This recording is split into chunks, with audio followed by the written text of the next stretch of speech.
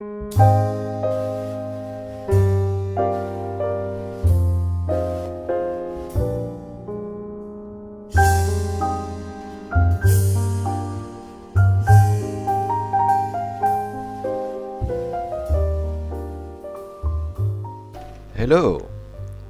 bienvenue à une introduction proposée par le cabinet Schooling concernant la programmation neurolinguistique.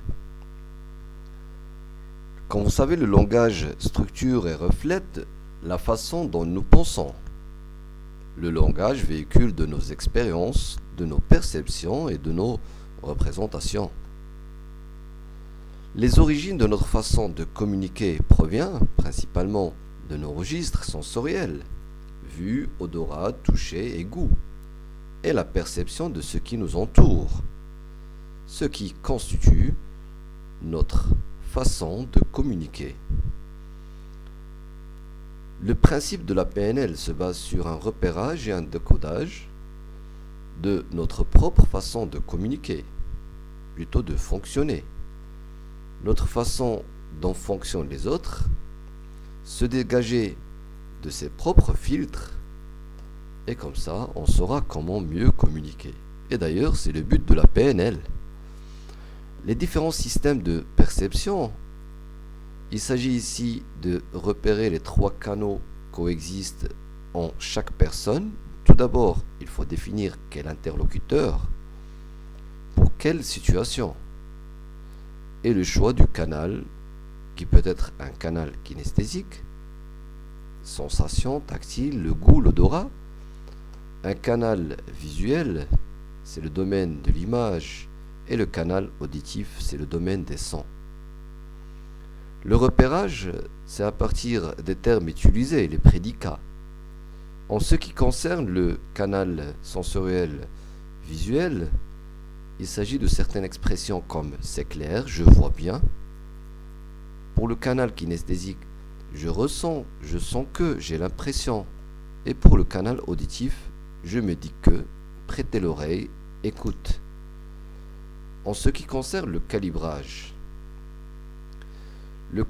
consiste à détecter à travers les mouvements involontaires des yeux les différentes pensées de votre interlocuteur, ou bien sa manière de voir, ou bien son mode de fonctionnement. En ce qui concerne le mouvement involontaire des yeux vers le haut, visuel, à droite, et fait appel à des souvenirs, des images de passé. Toujours vers le haut, à gauche, c'est créer, imaginer, construire une image. Je rappelle que les mouvements involontaires des yeux vers le haut, c'est beaucoup plus un canal visuel. En ce qui concerne les mouvements involontaires des yeux au milieu, c'est un canal beaucoup plus auditif. Les yeux au milieu à droite fait appel à la mémoire auditive et recherche un son, une phrase. À gauche, c'est imaginer un son, construire des arguments ou un discours.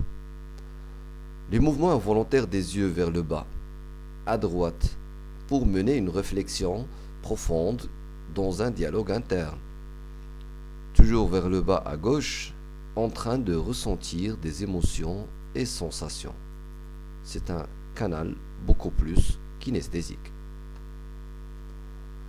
La synchronisation. Il s'agit de l'utilisation des canaux sensoriels prédominants de l'interlocuteur pour l'orienter, s'adapter et le mettre en confiance. Cette adaptation consiste à une bonne maîtrise, une connaissance de son comportement verbal en termes utilisés, le rythme de la parole, le débit, son comportement non verbal, les mouvements oculaires, la posture par exemple, pour mener ou obtenir enfin une bonne synchronisation. Les pièges qui sont liés au langage, on trouve les distorsions, c'est faire des liens de cause à effet. Par exemple, on vous dit « vous êtes jeune », vous n'y connaissez pas. Les généralisations, transformer une expérience unique en une loi universelle, c'est toujours la même chose avec les femmes. Ou bien les omissions, ce sont des phrases imprécises qui créent l'ambiguïté. Je vous remercie et à la prochaine vidéo.